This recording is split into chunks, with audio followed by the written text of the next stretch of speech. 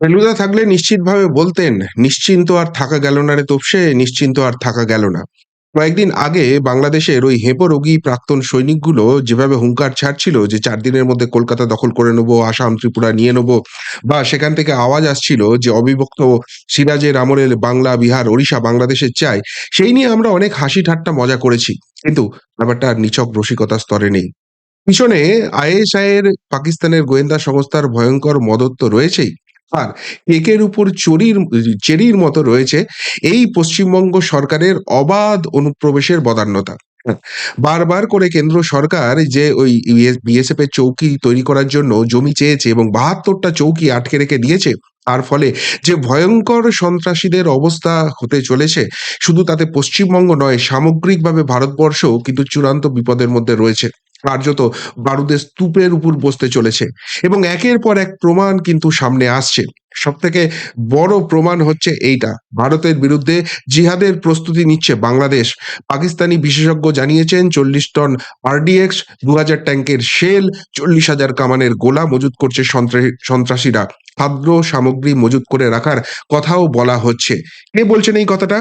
আমেরিকায় বসবাসকারী পাকিস্তানি বংশোদ্ভূত ব্যবসায়ী ও পাকিস্তান বিষয়ক বিশেষজ্ঞ সাজিদ তারার। কে সেই ভদ্রলোক?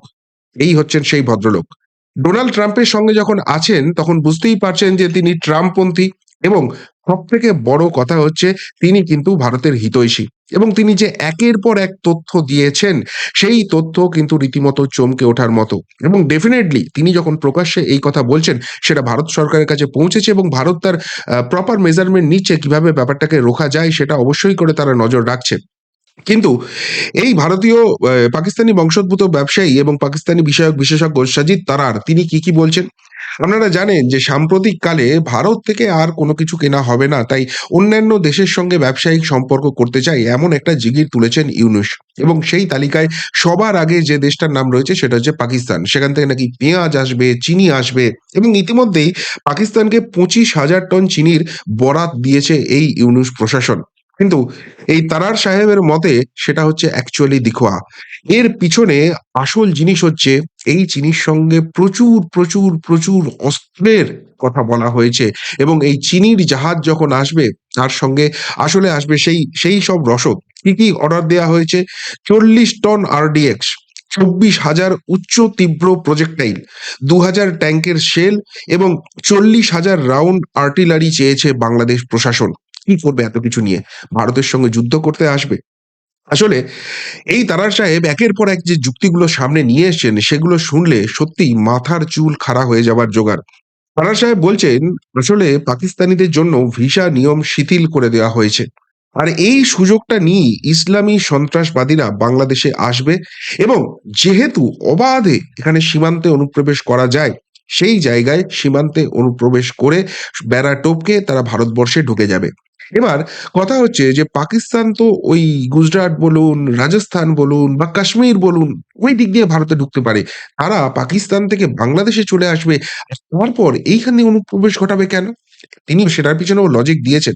আসলে যেটা হয়েছে, ওই দিকের যে রাজ্যগুলো রয়েছে সেখানে সবই বিজেপি শাসিত রাজ্য, এবং কাশ্মীর নিয়ে যেভাবে ভারতীয় আর্মি কাজ করেছে, ওই দিক দিয়ে আর কোন রকম কোনো অনুপ্রবেশ করতে পারছে না। সেখানে কিন্তু টিট ফর ট্যাট হচ্ছে এবং অনুপ্রবেশ করতে গেলে প্রাণ যাচ্ছে। ফলে তাদের একটা সেফ প্যাসেজ দরকার। আর আপনারা জানেন যে পশ্চিমবঙ্গে বারবার কেন্দ্র সরকার ৭২টা চৌকির জন্য জমি চেয়েছে এই রাজ্য সরকারের কাছ থেকে। সেখানে বলা হয়েছে যে এই জমিগুলো না পেলে বিএসএফ প্রপার টহলদারি করতে পারছে না। ফলে পশ্চিমবঙ্গের একটা বিস্তীর্ণ অঞ্চল যেখান দিয়ে অনুপ্রবেশ ঘটছে, এবং এটা নিয়ে সুপ্রিম কোর্ট অব্দি মামলা করতে হচ্ছে। আর সেই জায়গাটাকেই কাজে লাগাচ্ছে। উদাহরণস্বরূপ তিনি, এই তারার সাহেব বলছেন যে বিএনপি ক্ষমতা ছিল ১৯৯১ থেকে ১৯৯৬ এবং ২০০১ থেকে ২০০৫ বা ৬ এই সময়টা। তো এই ক্ষমতাকালে মাসুদ আজাহার বা সাজ্জাদ আফগানিরা যারা মুম্বাই হামলার মূল চক্রী ছিল, তারা কিন্তু ঠিক এই পথেই ১ম এ বাংলাদেশ চলে আসে। বাংলাদেশ থেকে পশ্চিমবঙ্গ দিয়ে অনুপ্রবেশ করে, তারপর মুম্বাইয়ে যায় এবং সেখানে গিয়ে হামলা চালায়। শুধুমাত্র তাই নয়, ডেভিড হেডলি বা তাহাউর রানা, যারা এই মুম্বাই বিস্ফোরণের আগে সেখানে গিয়ে রেকি করেছিল, তাদেরও যে বাংলাদেশ যোগ রয়েছে, এবং বাংলাদেশে ঢুকে পশ্চিমবঙ্গ দিয়ে অনুপ্রবেশ করে তারা যে রেকিটা করেছিল, এই ব্যাপারেও তারার সাহেব কিন্তু বলেছেন। এবং সবথেকে বড় কথা, এখানে যে একটা যুদ্ধকালীন পরিস্থিতি হচ্ছে তার একের পর এক নমুনা পাওয়া যাচ্ছে। ইতিমধ্যেই ভারত বিরোধী জিহাদের আগে কিভাবে প্রস্তুত থাকতে হবে তার একটা গাইডলাইন প্রকাশ করেছে বাংলাদেশের বিভিন্ন সন্ত্রাসী যে গোষ্ঠী রয়েছে তারা। সেই গাইডলাইন অনুযায়ী দেখা যাচ্ছে তারা বলছে, নাম্বার ১, নিজের খাদ্য নিজেই উৎপাদন করুন। যেমন ধান, গম, আলু, শাকসবজি ইত্যাদি কৃষিকাজের মাধ্যমে চাষাবাদ করুন। নাম্বার ২, বাড়ির আঙিনায় পুকুর কেটে সেখানে মাছ চাষ করুন। ৩, সবচেয়ে গুরুত্বপূর্ণ গবাদি পশু পালন করুন, যেমন গরু, ছাগল, ভেড়া ইত্যাদি। হাদিসে আলাদাভাবে এর নির্দেশনা রয়েছে। ধর্মকে কিভাবে মিশিয়ে দিচ্ছে দেখুন। ৪, চাপকল বা টিউবওয়েল মাটির অনেক গভীরে স্থাপন করুন। সাধারণত যতটুকু নিচ থেকে পানি উঠে তার চাই থেকে ৫০ থেকে ১০০ ফুট নিচে। এছাড়াও নদী, পুকুর, ঝরনার পানি বিশুদ্ধ করে ব্যবহার করার পদ্ধতি জেনে নিন। সকলের যাবতীয় প্রয়োজনীয় অ্যাক্সেসরিজ সংগ্রহ করে রাখুন। মানে বুঝতে পারছে যে ভারতের সঙ্গে যুদ্ধ লাগলে তাদের খাদ্য, জল এগুলোর সংকট হবে। তার জন্য কিভাবে প্রিপারেশন নিচ্ছে দেখুন। ৫, পর্যাপ্ত শুকনো খাবার সংগ্রহে রাখুন। যেমন চিড়া, মুড়ি, শিম বা কুমড়ার বিচি, বাদাম, ছোলা, কিশমিশ ইত্যাদি। ৬, আপনার ব্যাংক অ্যাকাউন্ট, ডিপোজিট বা এ জাতীয় যাতে যত টাকা আছে তা এক মুহূর্তও নিরাপদ নয়। দ্রুত তুলে ফেলুন। তা দিয়ে স্বর্ণ ক্রয় করুন বা গবাদি পশুতে ক্রয় করুন। মনে রাখবেন, বিদ্যুৎ ও ইন্টারনেট ব্যবস্থা ধ্বংস হলে ব্যাংকে টাকা থাকলেও তুলতে পারবেন না। হঠাৎ করে কেন বিদ্যুৎ এবং ইন্টারনেট পরিষেবা ব্যাহত হয়ে যাবে? কেন ব্যাংক থেকে টাকা তুলে রাখতে বলছে? প্রশ্নগুলো জাগছে। আচ্ছা, ৭ নম্বর বলেছে বাসস্থানের আশেপাশে পর্যাপ্ত ফল গাছ রোপণ করুন। ৮, বাচ্চাদেরকে এখন থেকেই চিপস, চকোলেট, আইসক্রিম জাতীয় খাবার থেকে বিরত রাখার অভ্যাস করুন। আর ৯, শুকনো লাকড়ির ব্যবস্থা করুন, অর্থাৎ শুকনো কাঠের ব্যবস্থা করুন।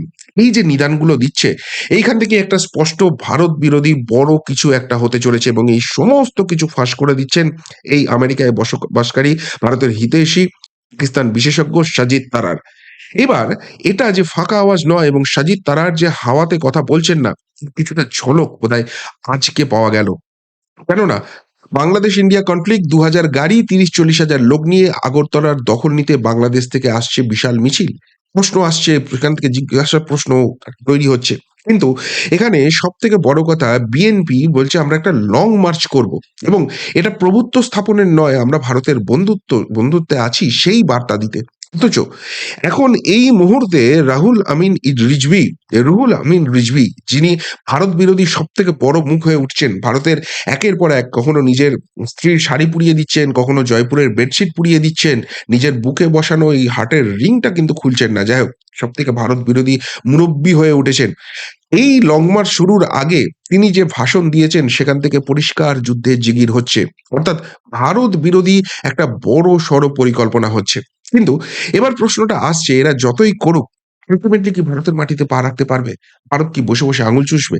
না, ভারত বসে, বসে আঙুল চুষবে না। ভারত তো বড় কিছু করবে। কিন্তু প্রবলেমটা হচ্ছে ওই আবার বললাম, এই রাজ্য সরকারের বদান্যতা, এখানকার যে রাজনৈতিক ইকুয়েশন তার বদান্যতা এবং সেই সুযোগ নিয়ে কিভাবে বাংলাদেশী সন্ত্রাসীরা, জেহাদিরা, অনুপ্রবেশকারীরা কাজ করছে তার জলজ্যান্ত প্রমাণ দেখাচ্ছি আপনাদের। টিভি ৯ বাংলার রিপোর্ট। বাংলাদেশি হিন্দু নয়াফন্দি ঢাকার বাংলায় ঢুকে ৬ গুণ দাম দিয়ে জমি কিনছেন বাংলাদেশিরা। কি জানা যাচ্ছে এই রিপোর্ট অনুযায়ী? এই রিপোর্ট অনুযায়ী জানা যাচ্ছে যে মালদা, মুর্শিদাবাদ এবং উত্তর দিনাজপুর যেখানে সংখ্যালঘুর সংখ্যাই বেশি, অর্থাৎ সংখ্যালঘুরাই সংখ্যাগুরু, সেইখানে বাংলাদেশ থেকে অনুপ্রবেশকারীরা চলে আসছে এবং চলে আসার পর তারা প্রাথমিকভাবে একটা ভাড়া বাড়িতে থাকছে। কিছুদিনের মধ্যেই তাদের ভারতীয় পরিচয়পত্র তৈরি হয়ে যাচ্ছে। মানে ১ম এই তাদের যেটা তৈরি হয়ে যাচ্ছে রেশন কার্ড। কে দিচ্ছে? স্থানীয় প্রশাসন। এবং সেই রেশন কার্ড হাতে পাওয়ার পরই তারা যে দুটো কাজ ইমিডিয়েটলি করে দিচ্ছে সেটা হচ্ছে, একদিকে ভোটার কার্ড তৈরি করে নেওয়া, ভোটার তালিকায় নাম তুলে নেওয়া এবং অন্যদিকে আধার কার্ড তৈরি করে নেওয়া। অর্থাৎ ভারতীয় পরিচয়পত্র সমস্ত কিছু হয়ে যাচ্ছে। এবার আধার আছে, রেশন কার্ড আছে, এপিক কার্ড আছে, অর্থাৎ ভোটার কার্ড আছে, প্যান কার্ড পাওয়াটা কোনো সমস্যাই নয়। সমস্ত কিছু হয়ে গেল।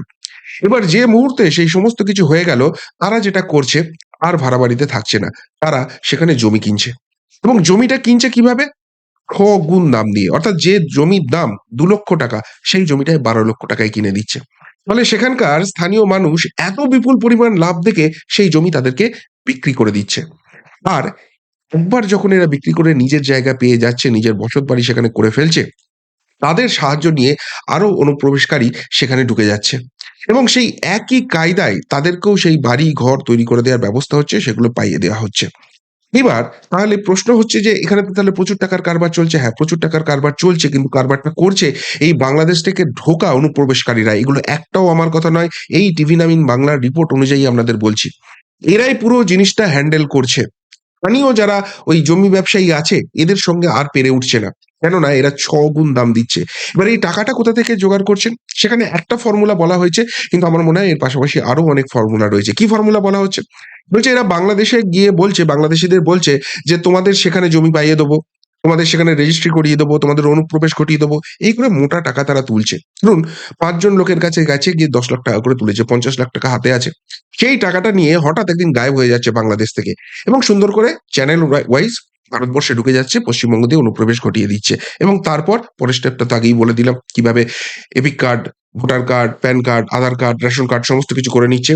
সেখানে নিজের মাথা গোঁজার ঠাঁইটা করে নিচ্ছে। ফলে এদের হাতে টাকা থাকছে এবং সেই টাকাটা দিয়ে এরা সেই জমিটা কিনে নিচ্ছে এবং অন্যদের অনুপ্রবেশ করাচ্ছে।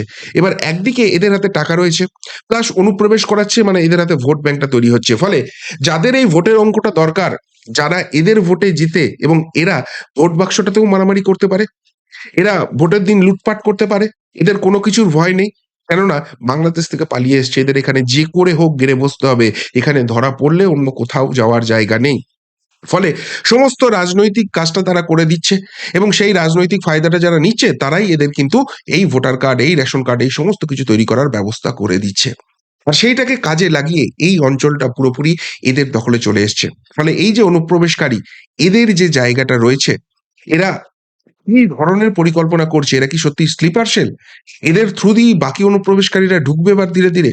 এদের থ্রু দিয়েই ওই যে আইএসআই যাদের যে সন্ত্রাসবাদীদের পাঠাবে তাদের নিরাপদ আশ্রয়স্থান হবে। আর ভারতবর্ষে একবার ঢুকে পড়তে পারলে, পশ্চিমবঙ্গে একবার ঢুকে পড়তে পারলে ভোটার কার্ড, আধার কার্ড পাওয়া কোনো ব্যাপার নয়। সেটা একবার পেয়ে গেলে আর কারোর ক্ষমতা নেই তাদেরকে আলাদা করে আইডেন্টিফাই কিছু করে এবং সেটা দিয়ে গোটা ভারতবর্ষে ছড়িয়ে পড়ছে।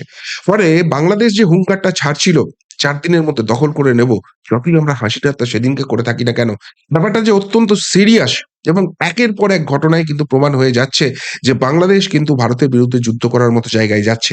তার জন্য পুরোপুরি প্রস্তুতি তৈরি করে নিচ্ছে এবং সেই যুদ্ধ যদি লাগে পশ্চিমবঙ্গের কপাল তো পুড়বেই কিন্তু তার থেকেও বড় কথা ভারতবর্ষের সার্বিকভাবে কিন্তু বড়সড় গন্ডগোল তৈরি হয়ে যেতে পারে। নিশ্চিতভাবে ভারত সরকার সেটাকে প্রটেক্ট করার চেষ্টা করবে কিন্তু সাজিদ তারার সাহেব যে কথাটা বলেছেন, ভারতবর্ষ কিন্তু আর চুপ করে বসে থাকার মতো জায়গায় নেই। ভারতবর্ষ কিন্তু ব্যাপারটাকে আর শুধু বন্ধুত্বের মোড়কে বসিয়ে রাখার জায়গায় নেই। ভারতকে এটার বিরুদ্ধে কড়া অ্যাকশন নিতে হবে। নাহলে যেভাবে মুম্বাই হামলা হয়েছিল এরকম মুম্বাই ভারতবর্ষের দিকে, দিকে হতে পারে এবং তার পুরো ব্যবস্থা আইএসআই এর মদদে বাংলাদেশ কিন্তু শুরু করে দিয়েছে। আর যেহেতু পশ্চিমবঙ্গ বর্ডারে বিএসএফ এর সেই চৌকিদারি হতে পারছে না, সেখান দিয়ে কিন্তু এই অনুপ্রবেশ ঘটবে এবং একটা বড় কিছু ঘটতে পারে। ফলে সত্যিই চিন্তার মতো জায়গায় রয়েছে। নিশ্চিতভাবে ভারত প্রশাসন এটা নিয়ে কিছু ভাবনা চিন্তা করছে এবং সেটাকে কিভাবে আটকানো যায় সেটা ব্যবস্থা করছে, ভারতবাসীকে সুরক্ষা রাখার ব্যবস্থা করছে। কিন্তু একের পর এক খবর যেটা আসছে তাতে কিন্তু নিশ্চিত থাকা যাচ্ছে না। কি বলবেন বাংলাদেশের এই ভয়ংকর প্ল্যান নিয়ে কি বলবেন? তার পিছনে আইএসআই এর এই ভয়ংকর প্ল্যান নিয়ে এবং তার থেকেও বড় কথা পশ্চিমবঙ্গ সেফ প্যাসেজ হয়ে যাচ্ছে অনুপ্রবেশকারীদের এবং যেটা গোটা ভারতের সার্বভৌমত্বে বড় হানা হতে পারে সেই নিয়ে। যদি কিছু বলার থাকে অবশ্যই কমেন্ট বক্সে কমেন্ট করে জানাবেন। এখনকার মতো এখানেই শেষ করলাম। ফেরত আসছি নতুন প্রতিবেদন নিয়ে খুব তাড়াতাড়ি। ভালো থাকবেন, সাথে থাকবেন, পাশে থাকবেন। নমস্কার।